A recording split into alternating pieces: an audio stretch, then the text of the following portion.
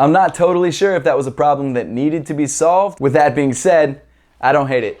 What's up everybody, I'm Seth Fowler and today I'm reviewing the Adidas Atric F22. So guys, as you'll probably notice throughout the video, I'm actually going to try out a new format for these reviews. It's not going to be that much different at all, just a couple things switched around. At the end of the day, these videos are for you guys, so your opinion is super important to me, so I'd love to know your thoughts in the comment section down below of what you think of this new format or what you'd like to see me do differently. Or if you guys prefer, we can definitely go back to the old style of reviews, but give this one a chance. Let me do a couple reviews this way, let me know your thoughts. I'll be tweaking it as we go along. But before we get into the video itself, I want to give a huge thank you to Reshoevn8r for sponsoring this video. As you guys all know, I love Reshoevn8r. I don't work with brands I don't like or I don't trust, or for that matter, I just don't use. Reshoevn8r has been my go-to sneaker cleaning brand since even before they reached out and we started working together. I mean, like years before that happened. So of course, when they reached out to work with me a couple months ago, I said absolutely yes, that's an awesome collaboration. But the product I find myself using the most is a Reshoevn8r sneaker cleaning wipes. One of the perks of doing YouTube for a living is that I get to travel all over the world all the time,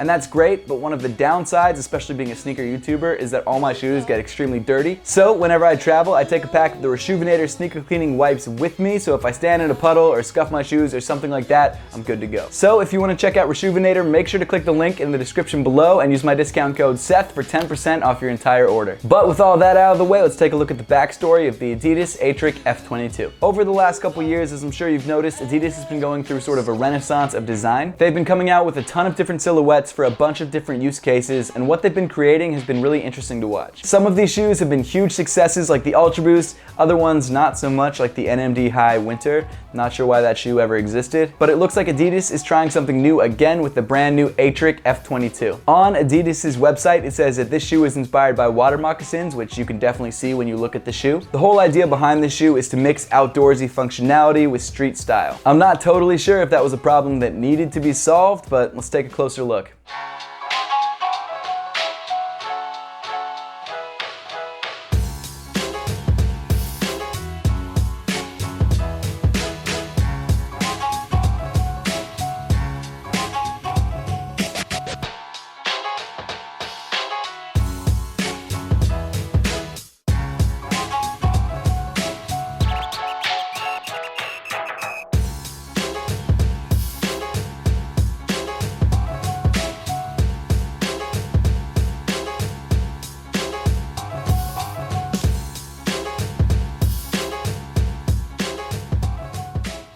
You could totally see that this was inspired by a water moccasin. I mean, it looks like a water shoe. With that being said, I don't hate it. Starting off on the upper of the shoe, you've got this multicolor merino wool prime knit. The difference between this prime knit and the prime knit that you're probably used to on the Ultra Boost isn't the actual knit itself, it's the material that they're using. Merino wool apparently has some sweat wicking properties, so even though this is definitely a thicker prime knit, it should actually be cooler than most of the other prime knits that you're used to. However, in order for this wool to work most effectively, you do need to not be wearing socks, which surprisingly, Adidas actually did design this shoe to be worn without socks. I'll get back to that in a minute. In addition to the one-piece merino wool upper, you also have ventilation holes on the toes and on the side of the toes for added breathability. On this particular colorway of the shoe, the prime knit comes in an orange, green, black, and white. Not exactly my thing, but maybe that's just because of the silhouette that it's on. Moving up the shoe, you've got these bright orange laces weaving through the upper. To be honest, they don't do too much in the way of actually securing the shoe to your foot when you tighten up the laces, but they definitely don't not help. At the end of the laces, you've got these metal or plastic lace tips with a matte orange finish. At the top of the tongue, you've got this black suede patch with Adidas's logo debossed into it. Inside the shoe, the sock liner is basically just raw prime knit, as we've come to expect from most prime knit upper sneakers. And then we get to the really interesting part that indicates that this shoe is supposed to be worn with no socks on, and that's the fact that the shoe comes out of the box without the insole put inside. If you feel like you just have to have insoles in your shoes, they do give you a pair of these black, super thin Adidas Atric insoles. They don't really do anything. The insole is about 1.5 mil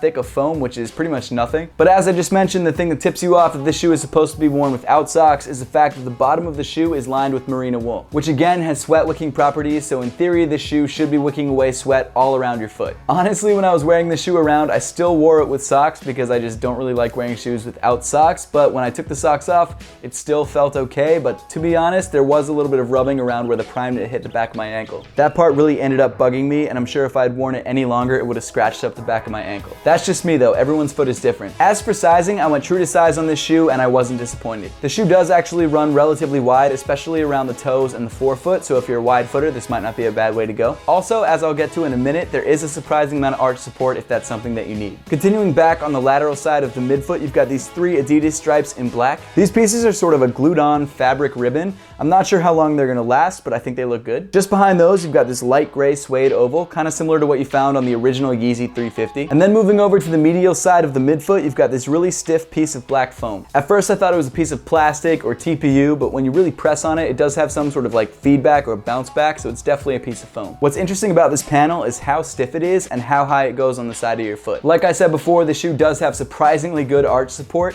and that's the reason why. Moving around to the back of the shoe, you've got this hit of black suede as well as a black pull tab with the Atric logo at the top. And then as you move down the shoe, you get to this sort of white or cream colored Continental outsole that wraps up onto the midsole. This Continental rubber features sort of a repeating fidget spinner pattern. It's weird looking, definitely, but I think it gives it sort of an odd charm. Not only that, but traction is actually really good. My one gripe, other than the weird look of this midsole outsole combo, is that the actual cushioning in the midsole is almost rock stiff. I mean, I hesitate to even call it cushioning because it's basically just a solid piece of rubber, or at least that's what it feels like. I'm sure there's some sort of foam in the midsole somewhere, but man, it was really stiff. It's possible that over time the midsole might break in and maybe it'll get more comfortable. I kind of doubt it, but you never know. Overall, for 160 bucks, the Adidas Atric F22 is an interesting shoe. If you don't really like the look of this shoe, it's probably not worth your time because like I said before, it's not very comfortable. Maybe if you are doing a lot of like outdoorsy stuff and city stuff, this isn't a bad way to go, but honestly, I just don't really see myself wearing this shoe. Not to say that it's a bad shoe, I really love when brands like Adidas sort of innovate and try different things because I think this is a really interesting concept,